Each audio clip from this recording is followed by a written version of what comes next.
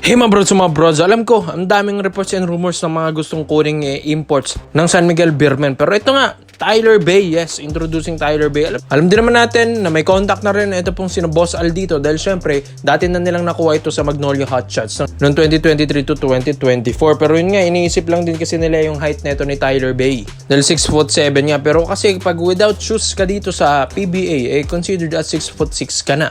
Yung height kasi na yan na 6'7", parang mga NBA listed height niya yan eh.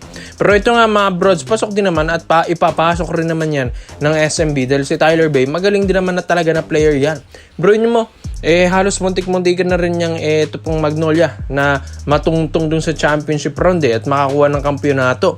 Pero yun nga, dahil nga sa kakulangan ng help ng locals, na-fell short itong si Tyler Bay. Pero kahit ganun, makikita mo na magaling talaga yung import na ito, na idadala niya sa magandang pwesto. Yung kuponan niya, kahit mga locals na ito ay mahina pa. Pero ito nga, mga kabrods, paano pa yung SMB na mapupuntahan ito ni Tyler Bay?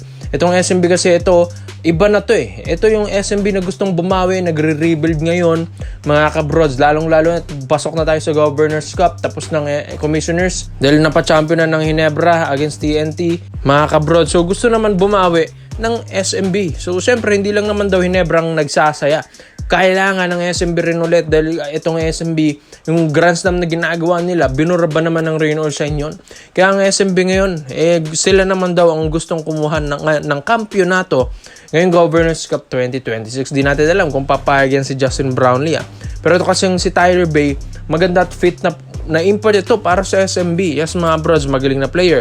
May shooting, magandang depensa, mahaba mga kabros, athletic at maraming pwedeng pahirapang imports dito sa PBA. Kaya mga kabros, magaling itong si Tyler Bay. Kaya di na rin ako magugulat kung ang SMB ay tutungtong yan ng playoffs round, semis to championship round. Dahil si Tyler Bay, ang kanilang import, di rin naman basta-bastang import kasi ito eh. Yes mga kabros, magaling ito. Kayang-kayang pa-championin na itong SMB, yes mga bros, mark my words. Pero ito nga, as of now naman din kasi, naglalaro ito sa Homenent Beirut mga kabrods. Dito yan sa Lebanon, sa Beirut, Lebanon. Ito pong si Tyler Bay. So, alam natin, ng SMB, kahit ganyan, kahit may mga ongoing contract yan, kaya nilang kunin yan or kaya nilang i-buyout yung contract. Dahil syempre, mayamang din naman ito pong San Miguel Beermen.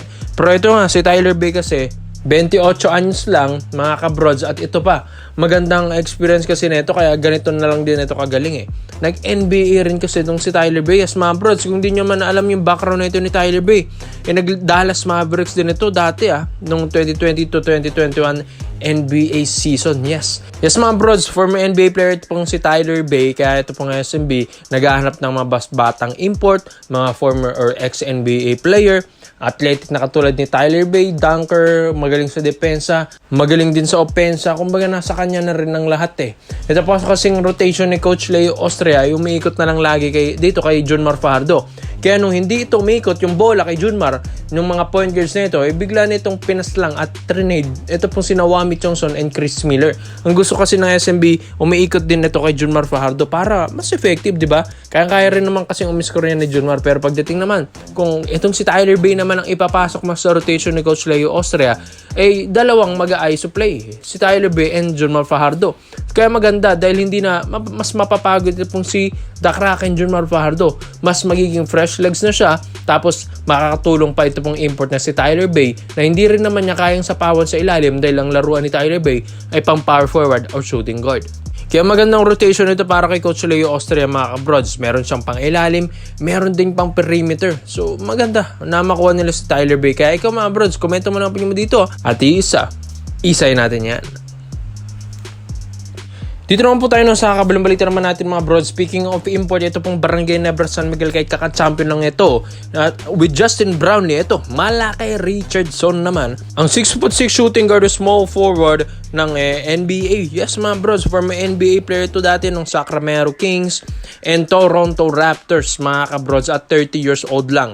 Yes, marami nagtatanong bakit ito na naman. May mga reports and rumors na naman tayong mga imports dito sa Barangay Nebra San Miguel after mag-champion ni Justin Brownlee with Ginebra yung Commissioner's Cup after defeating TNT tropang 5G. Yes mga bros, ito kasi may mga reports and rumors tayo na gustong mag-experiment naman ng Barangay Nebra San Miguel ng mga ibang imports. Yes, kahit kaka-champion ng at tapat champion ni Justin Brownlee sa edad niyang 38 years old na may asim pa, kayang-kaya pa. Mga kabrods, 38 na yan si JB. So ilang taon na lang din, magre-retiro na yan. Kaya ang Hinebra ngayon, naghahanap ng mga mas batang NBA or ex-NBA player na ipapalit dito sa legacy ni Justin Brownlee. At ito pa, yes mga kabrods, itong Hinebra ay mga batang NBA players or ex-NBA ang gusto nilang makuha. Dahil ito pong si JB, mga kabrods, gusto nilang pagpahingahin muna. Yes, gusto mag-experiment muna ng Barangay Hinebra squad. So itong management ng Hinebra gustong makuha ito pong si Malachi Richardson. Ito pong serbisyo na ito. Well, dati na rin naman itong nakuha ni Coach Charles Chu dito sa Strong Group Athletics natin, dito sa Pinas, di ba mga kabrods, yung mga Dubai Invitational League na yan. So nakalaro na itong si Malachi Richardson. So maganda naman ang mga performance ng pinapakita nito. Medyo naagawan lang talaga ng minuto doon dahil puro ex-NBA player rin kasing kinukuha doon ni Coach Charles Chu.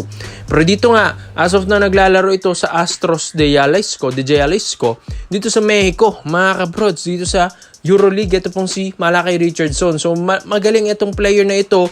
Shooter, yes mga kabrods, sa position nga rin niya sa NBA, shooting guard as a shooting guard ito.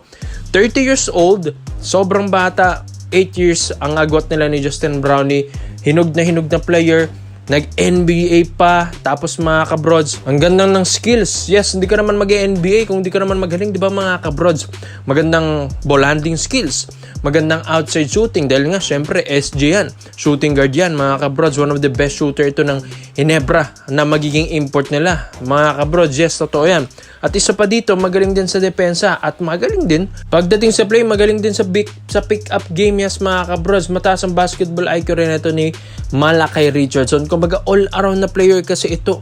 Kaya maganda makuha ito ng Hinebra na para ma-develop na ito maging import ng Hinebra in the future. Yes mga kabrods. Para naman meron ng susunod na Justin Brownlee.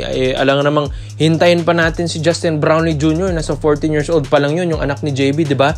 So kailangan meron ka rin kapalit or meron ka rin reserve tire. So ito, magandang kapalitan na ito ni Justin Brownlee or pwedeng mag-experiment muna ng mga ilang games lang para naman makapagpahinga rin si JB dahil 38 years old na rin yan para iwas injury na rin, di ba mga kabrods? Kung mag-click si Richardson, why not ituloy-tuloy nila? Malay nyo ito na yung maging future import ng Hinebra. At kung hindi naman, edi ibalik na agad si Justin Brownlee mga 4 games, after 4 games, diba?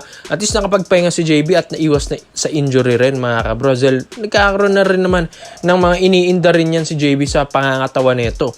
Dahil 38 na rin. Kaya ikaw mga kabroza, magandang kapalitan na ba ito ni JB or pwedeng maging active import na ito ng Hinebra ngayong Governors Cup 2026. Ito pong former ex-NBA player, ex-shooting guard ng NBA, Malachi Richardson, ng 6'6" player or former player ng Astros de Jalisco last year. Kaya ito, free agent ito ngayon, pwedeng makuha ito ng Hinebra. Komento mo na pa yung dito mga bros, isa-isa natin yan. Salamat po sa panonood mga bros. This is for Basketball Trade Option lang. I'm out.